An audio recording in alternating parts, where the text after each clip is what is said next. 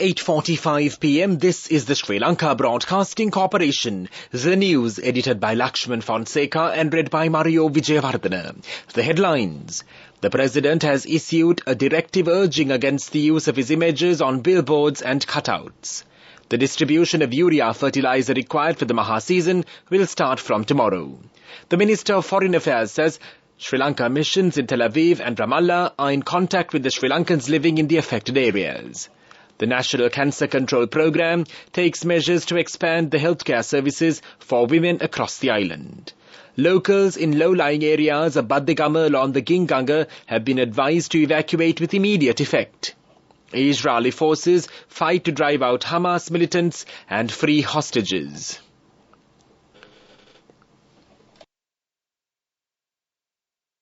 President Ranil Wickremesinghe has issued a directive urging against the use of his images on billboards, cutouts and posters. He has also called upon all political leaders to avoid incorporating their photos in their campaign materials. The President's media division said the President has emphasized the importance of addressing the people's needs over the politics of slogans, noting that such practices have adversely affected the country's economy. Making the keynote address in the 149th anniversary celebrations at the Chenkaladi Central College in Batticaloa this morning, the President reiterated his long-standing opposition to the use of slogans and cutout-based politics and encourages everyone to embark on a new political journey together. The PMD said the President has instructed the relevant parties to remove a large cutout displayed near Chenkaladi Central College in Batticaloa following his participation in various programs in Batticaloa over the past 2 days.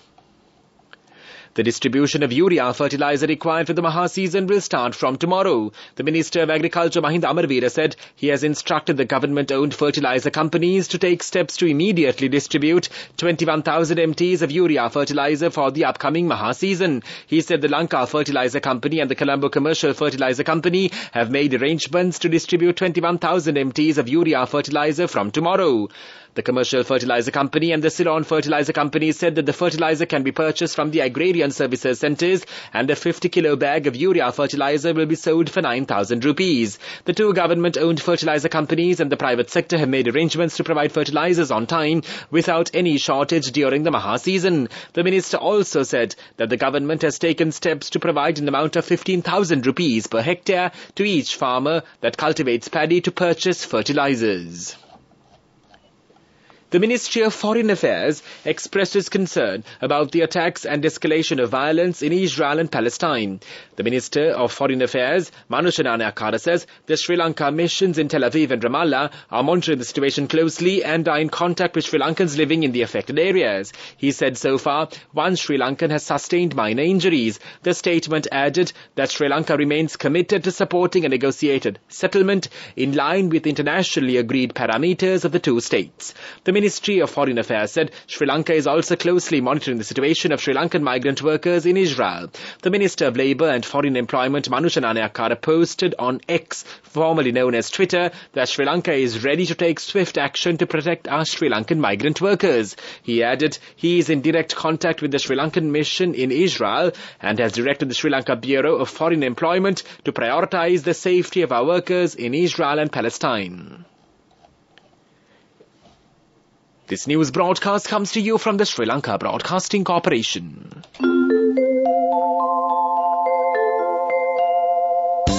People's Bank Excelsior. Live the life you want.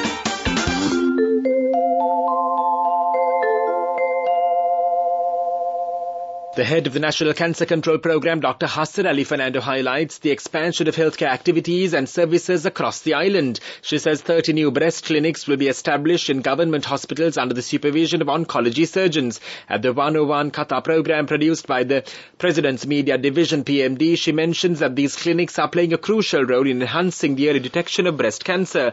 The clinics will be operated in addition to the existing Suvanari clinics and cancer early detection centres, she added. Dr. Fernando also said that while breast cancer cannot be prevented, early detection holds the potential for complete cure. Locals in low-lying areas of Bandigama along the Ginganga have been advised to evacuate with immediate effect, the Gala District Secretary Shanta Veerasinghe says. Accordingly, a total of 276 identified families in 11 Grama and Niladari divisions have been issued evacuation notices as floodwater levels keep rising amidst the prevailing heavy rainfall that has battered the area for the past few weeks. The Mathura District Secretary Y. Vikramasiri said 23,108 people of 6,301 families in the district have been displaced due to the floods. He said 41,726 people belonging to 11,692 families remain trapped. 390 houses have been damaged while 2 houses have been destroyed in the Mathura district. Landslide warnings have been issued to Vellandavatte, Yakkalamulla, and meanwhile the Provincial Education Director said all schools in the Gala district will be closed on Monday and Tuesday due to the floods. The National Building Research Organisation, the NBRO, has also extended the red early landslide warning issued for several areas in 3 districts, Gala, Mathura and Kalutara. Accordingly, a red warning is in place for the areas until 3 p.m. tomorrow. Meanwhile, a level landslide warning put in place for several areas in the Badulla, Gala, Hambantota, Kalutara, Kagala, Mathura and Ratnapura districts prevail too. A level 1 yellow warning was issued for the areas in Badulla, Haldamulla and Bandaravela. People's Bank Excelsior, a comprehensive banking services package with a branded checkbook as well as debit and credit card exclusively for you. People's Bank Excelsior, for professionals who dare to dream. The main news story is brought to you by Sinhala Veda. The annual meetings of the World Bank Group and the International Monetary Fund will be held from tomorrow in Marrakesh, Morocco. It is scheduled to be concluded on the 15th, and the State Minister of Finance, Shehan Simha said it is a great opportunity to enhance reinforced international confidence with our partners to ensure shift from stabilization to growth from 2024 onwards. Posting on X, formerly known as Twitter, he said a group of officials including the State Minister of Finance, the Central Bank Governor Dr. Nandalal Veerasinghe and the Finance Ministry Secretary Mahinda Sirivardhana will participate in the meetings.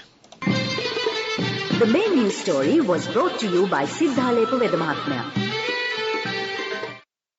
And now in Watchlight, the Met Department says thunder showers accompanied by severe lightning is likely to occur at several places in the northern, north central and eastern provinces and in the Kandy and Mathura districts during the evening or night. There may be temporary localized strong winds during the thunder showers. The general public is kindly requested to take adequate precautions to minimize the damages caused by lightning activity.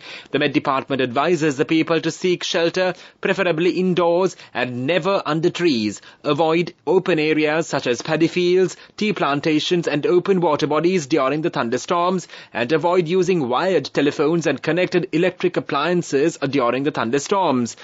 The Met Department also says that the public is to avoid using open vehicles such as bicycles, tractors and boats, and beware of fallen trees and power lines, and for emergency assistance, always contact the local disaster management authorities. That came to you in Watchlight. In world news headlines, Israeli forces fight to drive out Hamas militants and free hostages.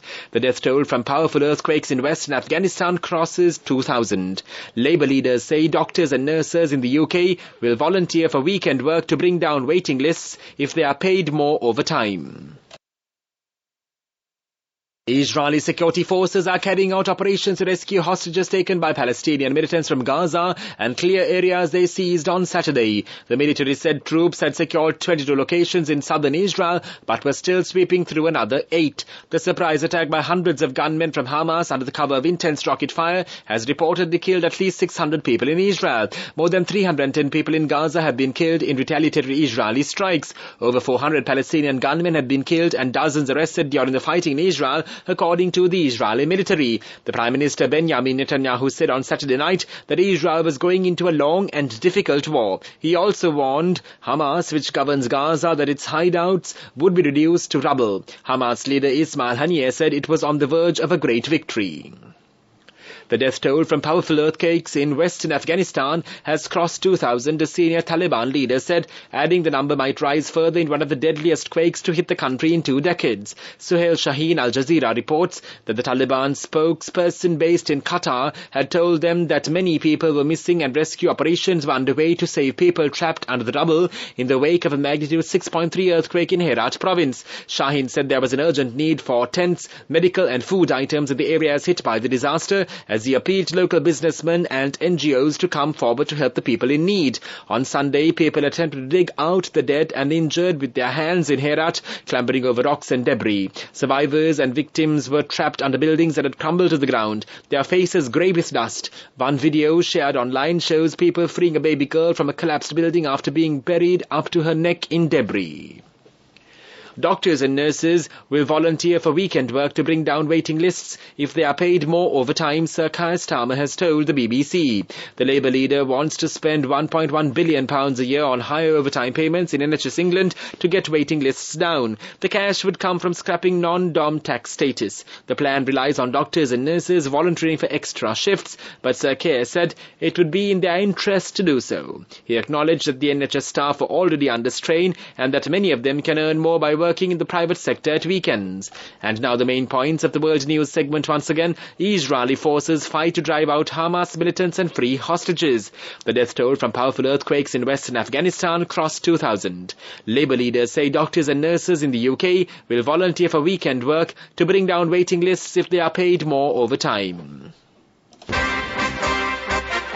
Development News.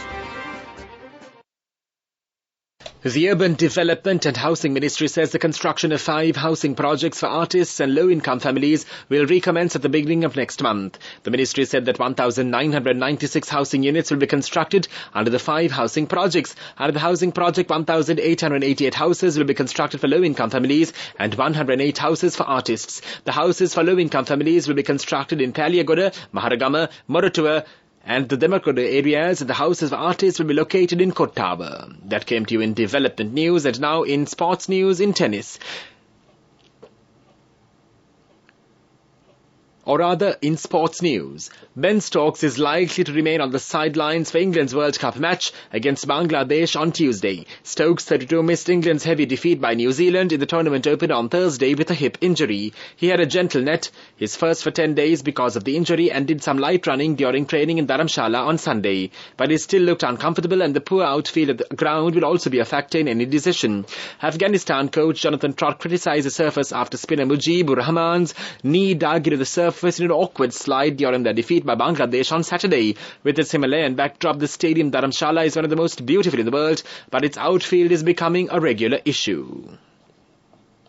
Go ekak thiyana youth eකට life එකේ change එකට නියමෙට set වෙන්න ඇස් වහගෙන දැකපු ගීන හැබැ කරන්න youth එකට නියමෙට set වෙන friendship එක මෙන්න. The all-new NSB Ithru account, NSB IAM, a plan for your dream. Business News, sponsored by National Savings Bank, the safest place for your money. Indigo, the Indian low-cost carrier, announces introduction of new direct flights between Hyderabad and Colombo from the 2nd of November. Indigo is the first Indian carrier to provide direct connectivity between the two cities, reinforcing trade, economic and cultural ties. Indigo PR statement says the move is part of Indigo's strategic expansion in international markets, providing customers with seamless and efficient connectivity. Business News, sponsored by National Savings Bank, the safest place for your money.